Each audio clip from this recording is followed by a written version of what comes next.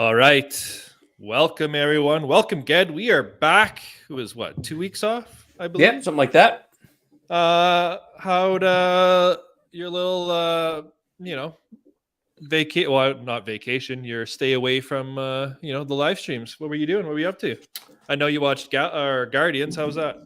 I enjoyed Guardians a lot. I have not seen it yet. No, it's good. So just it's enjoyable. in case you don't It's a lot to take Was it in. kind of predictable, kind of what you thought was going to happen to people, or was it curveball for sure? It definitely was not what I thought was going to happen to people. All right, cool. Yeah, That I me enjoyed it. interested. It was funny enough to be super entertaining, but it was more stressful than I have endured in a Guardians movie. So yeah, no. Overall, I enjoyed it a lot. It is probably the best since Endgame. It must, you know what, like the advantage a movie like that has when you know that basically everyone's on the table as far as who could die, right? Yeah. And I guess it must be fun for the directors and writers because everything they do, you feel like the plot armor is gone, right? The first Guardians, like no one's dying. You know what I mean? Yeah. You know they're all going to survive their thing, but in a movie like this, it's like I don't like this might be a tricky situation for this person. Yeah. So yeah, no, I got to go see it. I'm interested in seeing it. You got up anything else? Anything else going on in your neck of the woods? Start of golf season. Start golf season. No? That's been the that's been the big thing. Obviously, start of golf season. Getting out as much as I can. Got a little golf getaway planned in a couple weeks, and yeah, man, just lots going on. Yeah. What about you? Well, I was in Nashville, and as you speak of golf, I went to Top Golf for the first time, and it truly is like that's my speed of golf. Okay. You know what I mean? I love the vibe, man. It was very relaxing, chill. You could just drink beers, and then you know what? You want to get up and hit 30 balls in a row? Just do it. You want to hit 3 balls and sit right back down and drink? You could do that too. And I will say I was green with envy that you were at the Swift concert in Nashville in the pouring rain. So I lived out the craziest experience, man. So my wife had to live out my concert bucket list last year. So this year was hers. And yes, I went to Taylor Swift Mania. If you're a dude, like it's like a 25-1 ratio. So, just putting that out there. If you're, single, my ears probably got pierced way more than they should have from all the screaming. No doubt. Even not being a big, obviously, I'm not. The concert wasn't for me, right? I'm there to support and try to have as much fun. I will say I will give respect because to play 45 songs, that's a massive set list. To do that like 4 hours later from your original start date or start time, and then do it when the rain cleared, she got like 30, 40, 50 minutes in, and it started to torrential downpour again. So to do that in heels, and you're walking on a giant video board, right? So that's plexiglass. Like I thought they were going to call it, but it was show number 3. So she'd already done 2 shows in Nashville. I mean, that would have been so would have been incredible. Hey, I applaud for the effort. Like if you were a Swiftie, you had a great time. Unbelievable time. All right, but we are not here to talk about Taylor Swift. We are not here to talk about Taylor Swift. We are here to talk about the Visions. The second run of what a dummy like me would call open season for creators. Yeah. We generally enjoyed the first volume of it from what I recall. Yeah. And I'll say it right off the hop. I feel like this second volume, season 2, whatever you want to call it, stepped their game up. Big time. Yeah. Yeah. This was a solid, was it 9 episodes? I think. Yep. This was a solid 9-episode run, and I'll just get to it right away. There was probably maybe 1 episode that missed for me. The rest I really all enjoyed. So one thing I really like about these in general is these are done strictly from a creative and a graphical standpoint. So like there is something that happens in the first one, which we'll talk about, which never, ever in a million years, like you'd never do this in actual Star Wars universe, or you would be put on the chopping block. But I love the fact that these creators are just allowed to run wild with whatever they want. I mean, it's like it's a sandbox, right? Like take it's anything amazing. you want, any storyline, and like you said, part of it's they get to do whatever they want, but the other half of it is they get to show off their animation style or whatever it is they're using, right? To kind of show new and unique ways. And before I started watching this, in my head, I think I even said this when I reacted to the trailer for Visions 2. I'm like, in my head, I'm like, the frustrating thing about these Vision things is that, you know, with season 1, nothing got picked up. So as far as we know, there's going to be no continuity. Like they're like none of these are going to get continued or greenlit. Like maybe down the road, if a studio knocks out the park, maybe they'll greenlight something. I hope they do. And we'll talk about that a bit. Oh, I bet. But I know a exactly lot of these, which one you're going to. A lot of these, with these being shorts, like, and that's just and it's just a one-off. There's not a lot of time to like get a lot of character development, emotion, and stuff like that. That was my mentality going in. Yeah, I was wrong with a lot of these. Like some of these were so well done. Like I was hook, line, and sinker, which I was surprised for something being anywhere from 5 to 10 minutes or whatever. That they were able to do some of that. So let's just, you know, well, maybe not high level. Let's go through them quickly one by one. And if they warrant longer discussion, we'll do it. If not, we'll quickly move on. So the first one, the Sith. Home run. Sith? Yeah. This one probably had over to that home run. This one probably had the most interesting and different animation style. So cool. Yeah. And you know what I was getting at in terms of the big no-no? What's that? She had a saber that was a yellow knighted saber and a red saber underneath. Oh, yeah. Now a yellow saber. Her yellow saber was curved too. Yeah, her yellow saber, which was curved. Yellow sabers were only used by Templars, not by actual Jedi, if I'm not mistaken. Yellow or white. I'm pretty sure it's yellow. Well, and Temple they were guards basically used them, they were Temple guards, so they were there to help guard the temple. They weren't necessarily Jedi. So it was interesting to have a temple guarded color saber on another half of a red saber. Like again, in the political Star Wars universe, you could never do that. But I love that. I love that it was done. Yeah, I thought it was a lot to do with also, you know, the big narrative of Star Wars has always been about the balance between light and dark, and I thought that was showing her balance, that she had to obviously embrace both light and the dark. I could not agree with you more. Yeah, like, and they obviously tied that into the painting, right? Like, you know, the painting obviously read into that. The other thing I actually liked about it was having a story of a fallen Sith who's kind of trying to choose a new path. Like all the stories we've ever gotten that are canon or official stories, you know, from a live action animated standpoint, are always from the Jedi point of view. Absolutely. You know what I mean? So it was, or from the Rebel point of view. It was nice to see, you know, obviously she must have been a former villain of some sort, like, right? So it was neat to see that. And they had her like little speeder bike reminded me of Grievous's thing from Revenge of the Sith, but the one little minor detail I loved was when she defeated her former master, and when his lightsaber hit the ground, it stayed ignited. Because you ever notice whenever someone drops a saber, it immediately just, you know, de-ignites. Is that right? Is that the right word? Ignites? But you know what I mean? The blade it automatically turns off. Anytime someone drops a saber or loses it, the saber turns off. In this one, that saber dropped to the ground and stayed blazing, which I loved. Because I've always never understood why the sabers turned off.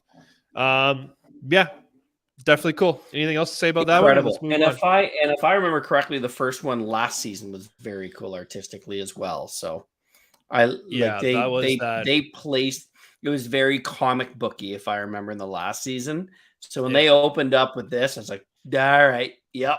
Yeah, it was awesome. Awesome. Right. I would hesitate to say I don't know if there was one I enjoyed more. I think I enjoyed other ones more.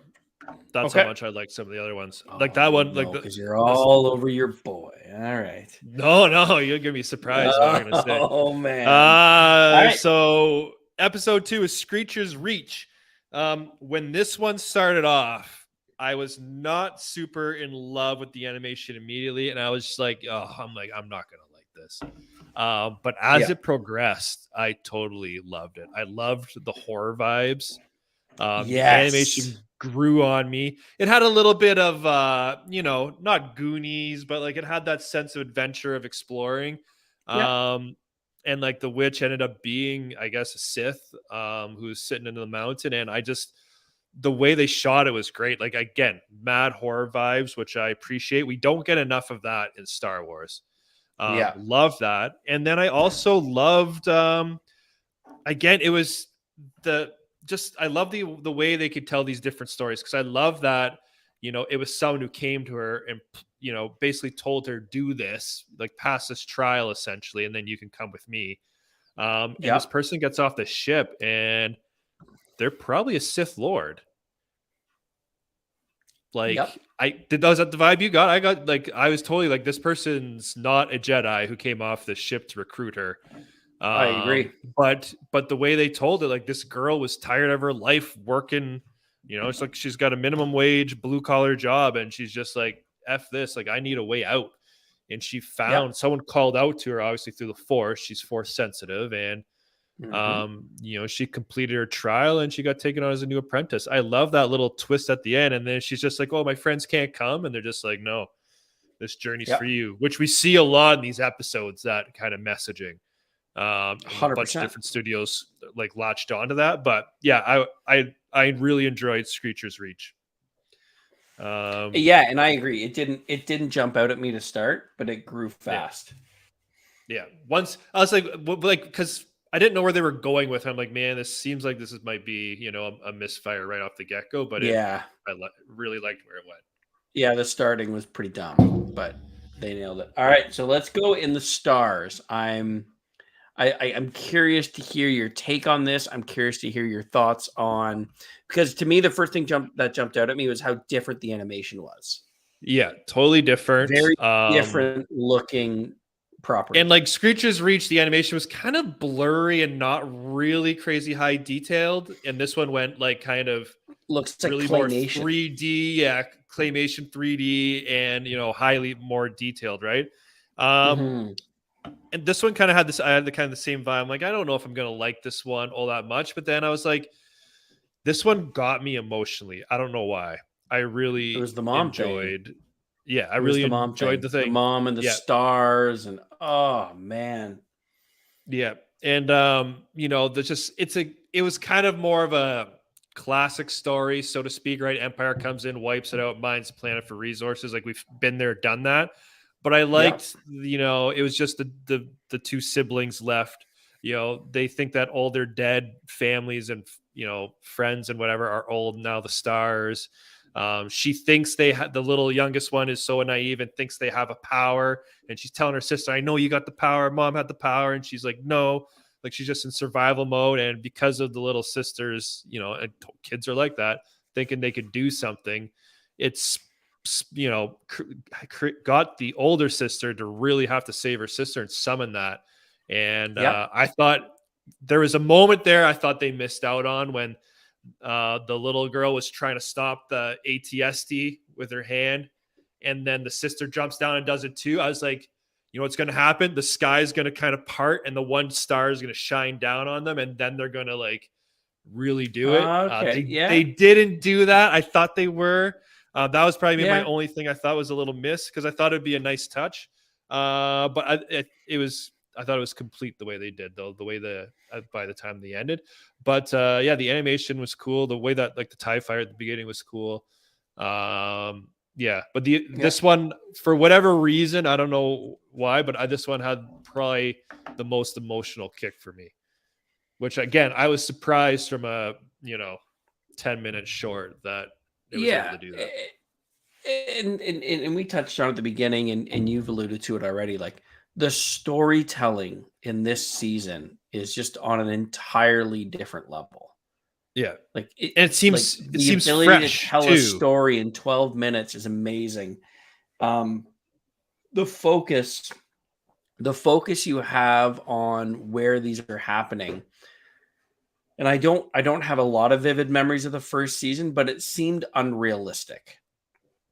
There was that ridiculous places. one of the girl on the Star Destroyer. Like it was, some of them are over. Yeah, it Whereas was these, like a little over the top. These you can instantly gravitate towards, and we haven't gotten to them yet about what life was like on these planets after the planet's been stripped, and we'll get to another one where it's in the middle of it, what it looks like for the people that are not on spaceships, that are not swinging laser swords. And the stories became so relatable because you've talked about this during other streams where when we kept going back to Tatooine, you're like, I want to see what life is like on other planets that are not Coruscant, that are not Tatooine. And I got to tell you, I am humbled by the stories that I feel like I got to experience through Visions just now. Like I feel like I've touched like an entire different subculture of these planets and these peoples that, like, we've literally talked about what it would be like to be able to digest some of that content, and maybe this is the story of it. Yeah, they really knocked it out of the park because, like, almost like you're saying, almost every planet they were able to quickly develop what's going on the planet, like the people, the culture, and like they were all very distinct and different, and they all very much felt like Star Wars too. Like I'm looking at them, like, how did these, like these studios knocked out of the park, like Disney, like you're paying these studios, like bring some on for some ideas, like come on. Oh my god. So the next like one that first one, I would literally watch a movie on that origin story. The In the Stars one, I would totally have like an up style animated show of the heartbreak of what happened to that planet, and then an elongated version of it. Like we're 3 episodes into this conversation. Like I want to know more about what happens to some of these. So anyway, yeah, for sure. I digress. Number 4, I Am Your Mother. And I'll be honest, this one hands down was the weakest one for me. The weakest. But your boy Wedge Antilles is in it. That's your guy. When I see the opening, I can see the pilot on the talking. I'm like, oh my god, that looks like Wedge. And then it's Wedge. I'm like, sweet. And then I'm like, bonus points right there. And then immediately I'm like, oh, they've turned him into a bumbling, egotistic, like idiot. I'm like, they did my boy dirty.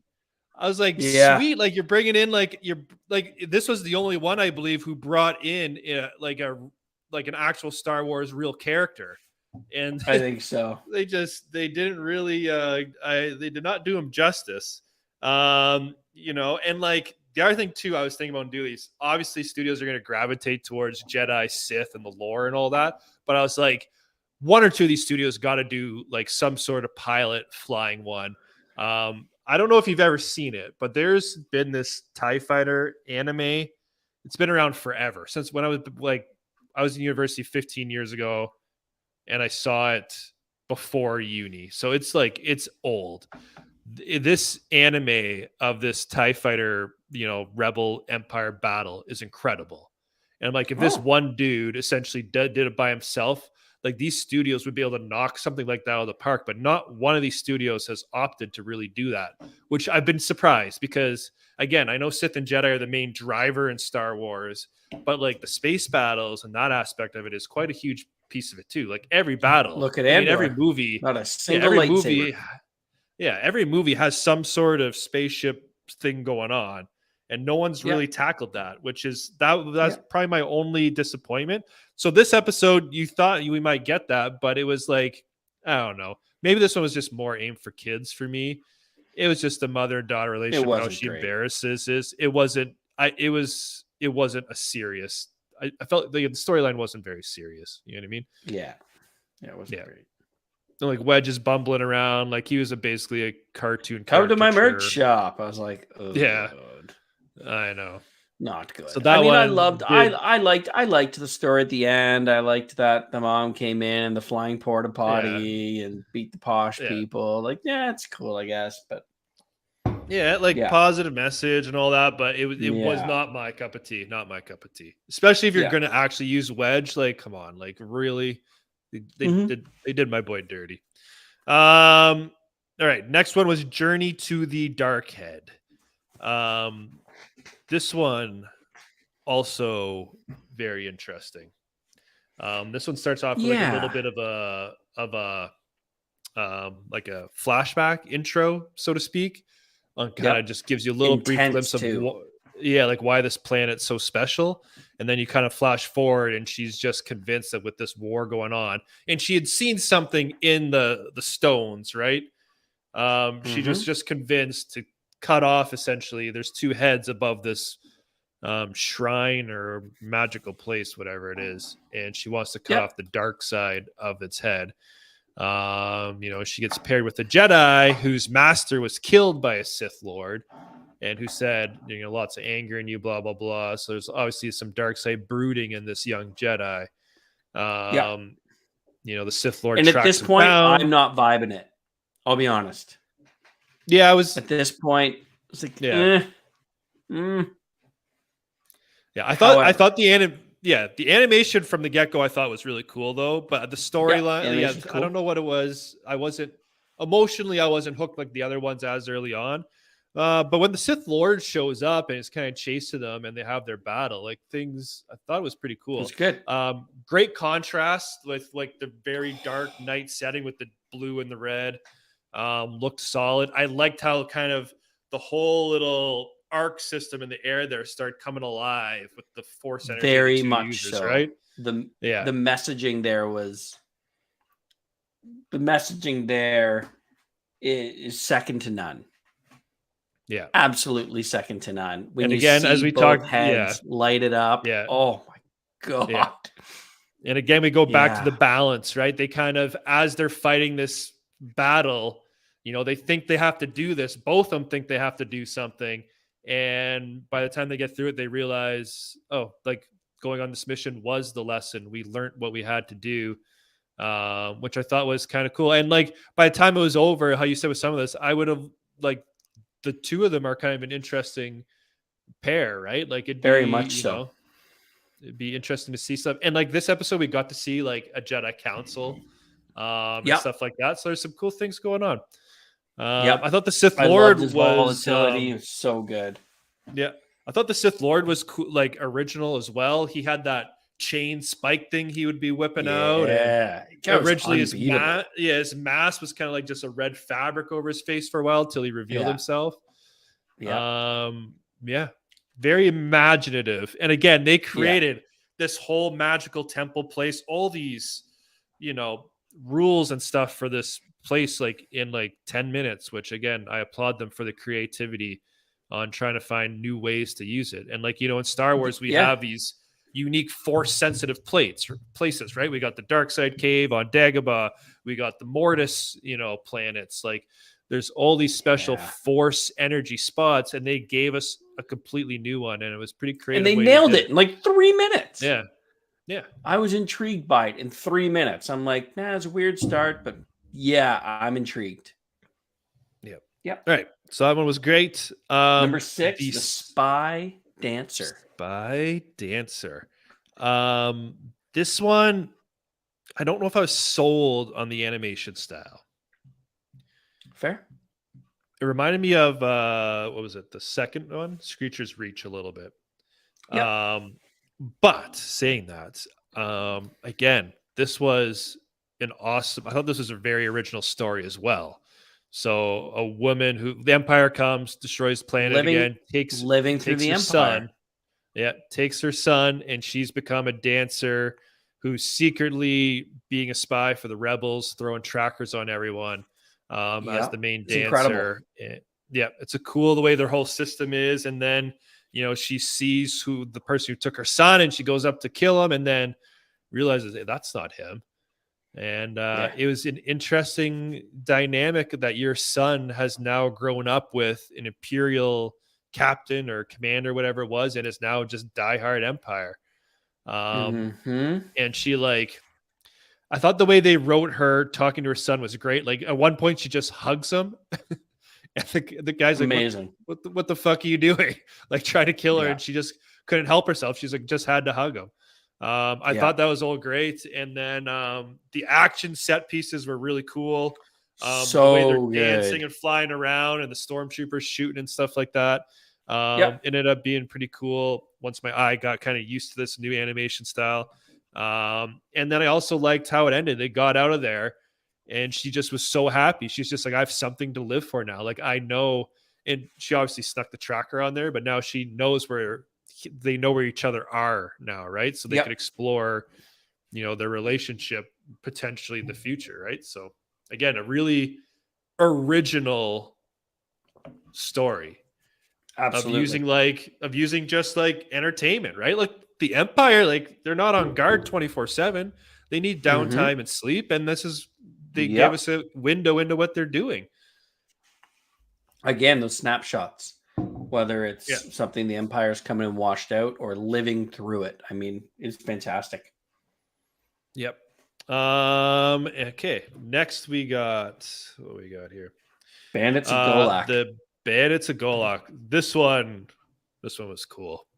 I liked this one. It was very cool. There's a Jedi on Golak? Yeah. So when I watched this, I was like, first, the animation really reminded me of Clone Wars Bad Batch style, but more photorealistic. It reminded me of a video game. There were game, third-person video game sequences in it. Yeah. And literally as if you were gaming, stuff like that. Yeah. There were third-person gaming sequences there where he's running through the train as if you were playing a video game. That was wicked cool. Yeah.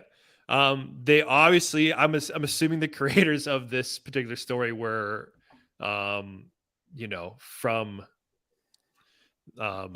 India, Far probably, because Far East. You could tell the way they were all culturally set up. It was so cool the way they integrated their culture into Star Wars aesthetic.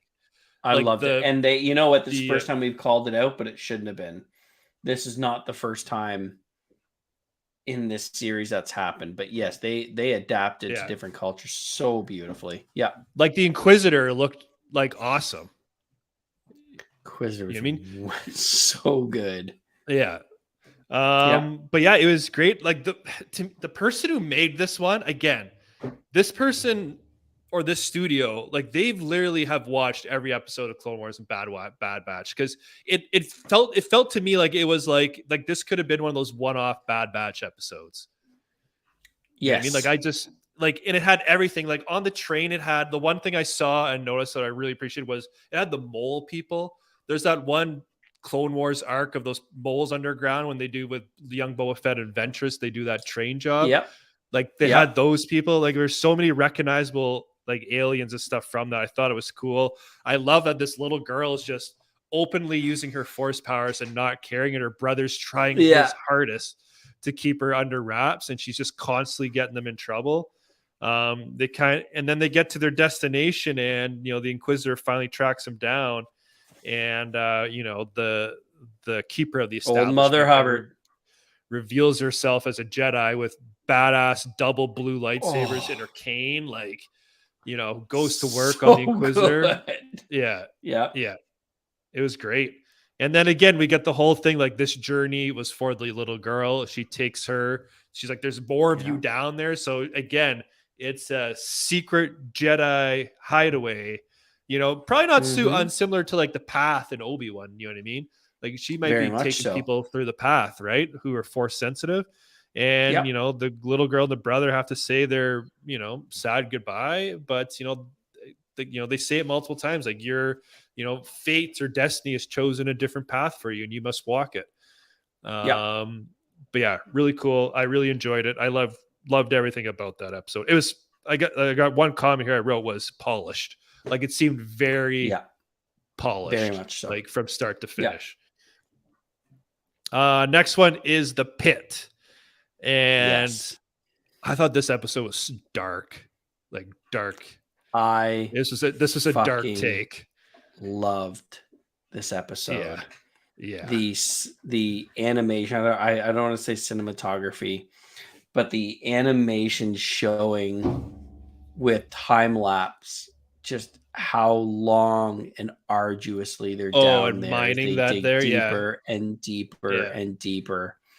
And then the city grows and grows because of the money from the Kyber, right? Yeah, and then him being thrown and the kid's sister. I mean, this was.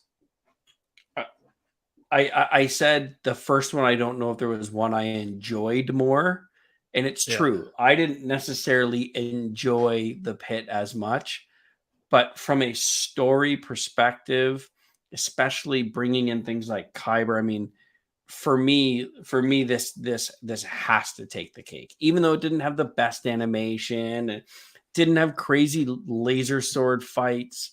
I mean, it was so arduous. Like you just knew they were down there forever, and just the visuals of the Empire abandoning them, and then this one guy doing the whole Dark Knight Rises, climbing out of the pit, getting help from the animals, going to the city, and then it was beautifully done. I don't know how I could like something so much that was 12 minutes long, but like it was like they told me an hour-long movie. Like I felt like that was an hour long. I don't know why. It was just and the fact so that they built this story centered around literally digging a pit. Like that's what it's about. Like they literally took mining a pit and turned it into like a very emotional, gritty tale. Very much. I like that the Empire was like, you slaves, very much on brand for them. Dig this pit. Did you wait to the end? Yeah, so I got to know that this one had the post-credit scene. But when they grab the kid and they're like throw him in or whatever, and they start swinging, I'm like, there's no way they're gonna throw him down that pit. And then if they do, I'm like, how he's gonna live somehow? And then no, they just straight up killed him, and his sister has to look at his dead body. Yeah, it was dark. Yeah. And then I loved how the citizens didn't even really want to help in the beginning, and they didn't believe him. And there's no way there's people out there. And he's like, oh, this Kyber, like we mined that for you. We didn't give that to the Empire. The Empire didn't. We did that. And I love how they just all rally together and kind of push through to see what was going on and save them. It was very. Again, this one started off, I'm like, this one's gonna be dumb, and I was like, by the end of it, I was like, wow. I'm like, well done. That could literally be a movie. That could be an incredible movie with incredible stories to tell. The interpersonal relationships, the relationship of siblings, like that could absolutely be picked up to a 2.5 hour movie, and it would be incredible. It definitely had Andor vibes. At the end, they could like open it up that it's Coruscant, or I know Coruscant was built on Kyber, but like, or something that we would have known from the Star Wars universe, and just have that. Oh, by the way, this is blank. It's like, holy crap. Yeah. That was beautiful. Yeah. It was brilliant. Yeah, it was definitely cool. Oh, and then speaking of which, because we're talking about the bad Empire, back to the spy dancer for a second. It was also like the Empire has always been branded as racist. So I thought it was interesting that the son had his little mini horns or nodules, whatever they were, filed off, and he had his one eye removed because he had the two different colored eyes. So just very on brand for the Empire, being very, the way they do things. Last episode was Ayu's. Is that how you said it? Ayu? Au's song. Like this one, like looked kiddish, I guess. Maybe the animation looked bright and kiddish, but I love this episode. I thought this was a good Kyber. Yeah. Is it back to Kyber? So back to Kyber again. Like once I really dug, like when they're on the whole bridge and it's falling and they're like the way, I don't know, the animation was just really cool 3D setup. Like a lot of those action scenes had a little extra pop to them. You I could thought that tell was, these guys watched The Matrix a couple times. yeah. It very much had like the skeleton of the Kyber, very much had a Matrix kind of vibe to it. It was, it was very cool. I liked the setup on how like the Sith had came and they tainted all the Kyber on the planet, and it was all like it's an interesting story. And this was the first one that had like a thing at the beginning where you read, right? They didn't try and visually show it.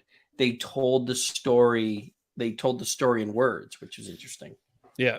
And then the Jedi had to use extraordinarily amount of their powers just to kind of purify it. And they found out this little girl has such a connection to the Kyber. She's able to, purify it with a song. Again, I think this one was more kid friendly, but I ended up really liking, again, this was I think probably the third one where someone's child or sibling had to get taken away because their powers, so to speak.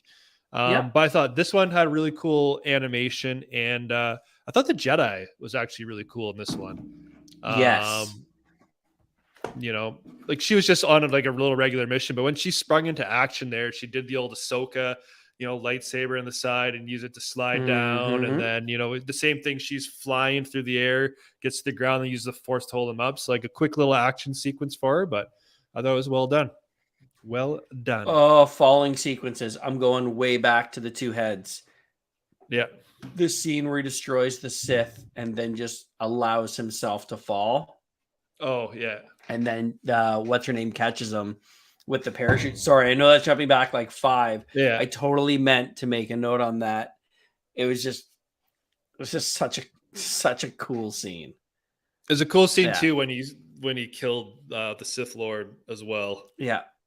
And there's something about all of these, right? Like when you see that, like when they fall, there's just that like subjecting themselves to the fall. Like there's no flailing and waving, whether it was in the pit, whether it was in the two heads, whether it was in this. Like there was just such a submission to the fall. It was just super neat. Yeah. So, let's give this a score, and then we'll talk about some more on what they should do maybe next. Do you want to go first? Or you want me to go first? I'll go first. I'm worried because I'm going to rate this way higher than I would have thought. I'm probably high. I'm pretty high on it. Well, I don't know how high, but I'm like, I'm going to go 9-0. Okay. And the reason I'm going to go 9-0 is because they took something that was okay season 1, that was kind of unbelievable, but fun from a creative standpoint. And of the 9 of those episodes, at least 7 of them, like I was on the journey for, and they were 14 minutes. They found ways, and I mentioned this earlier, to take us to places, whether it was during the reign of the Empire or after the Empire had come and gone, and really, really emotionally connect you to the people that were there. And I'm not an anime guy by any means, which makes my score maybe not even high enough. Like I was so blown away by what they did in this season of Visions, ignoring all the rules, not just focusing on the whole Sith Jedi thing, and telling stories from different perspectives, whether it was the fallen Sith,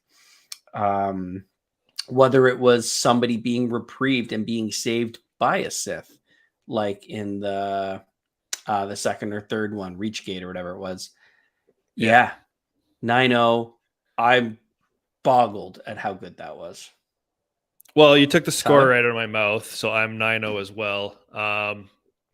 Had they not did my boy Wedge dirty for that episode, maybe a little higher. If they threw in some Wedge.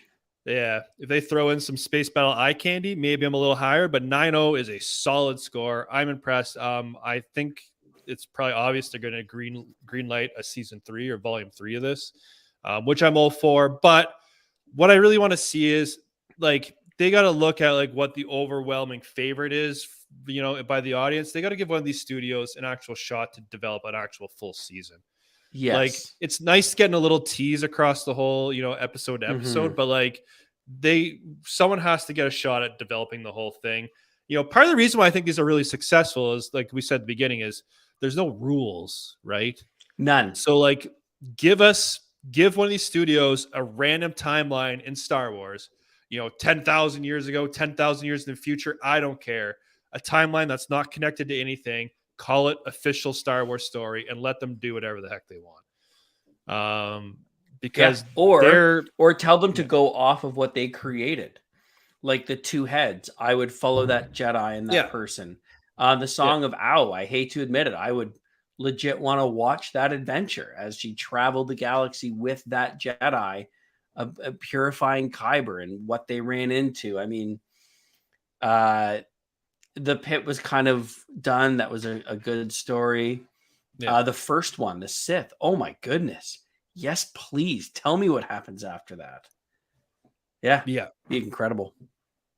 Yeah. So, like Disney is just, like, all their shows are so constrained with all these storylines going on and what's come before. You know what I mean? Like, I feel they're doing themselves such a disservice with storytelling, whereas they could just open up a whole new era and just kind of go, well, which I guess they announced that Dawn of the Jedi movie by James Mangold. So that should be interesting. The Acolyte series, I think, doesn't have, it could have Yoda, but outside of that, they're kind of free to tell whatever they want. So maybe they're gonna get there, maybe. But yeah, watching this stuff, I'm like, it makes me ready to be like, I want to see the Ahsoka Thrawn stuff, but anything else, I don't care anymore. Like, just move on to like some new story. That's it can be I learned in the last 3 days that story can be anything. Exactly. And it's okay. It just has to be good writing. It's so big. It's so wide. Yeah.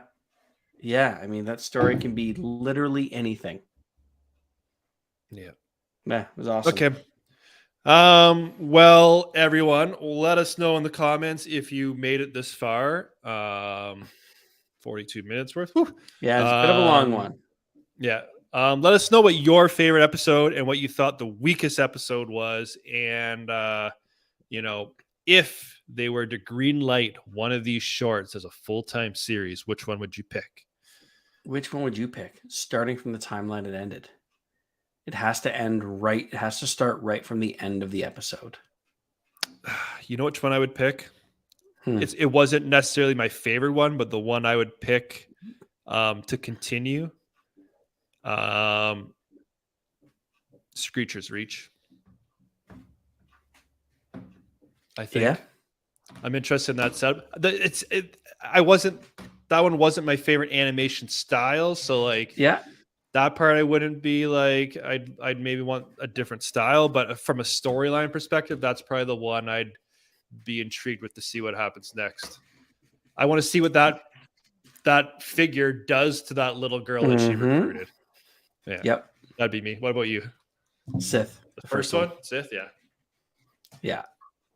I feel like she's going to go hook up with Cobb Vanth somewhere. And yeah. You know what the common theme here is? More stories from the Sith perspective. Like, 100%. Yeah. Give us some of that. All right. That'll do it for us, everyone. You might see us next week. I'll see if we have anything to talk about. But yeah, thanks for watching, and we'll see you when you see you. Peace out.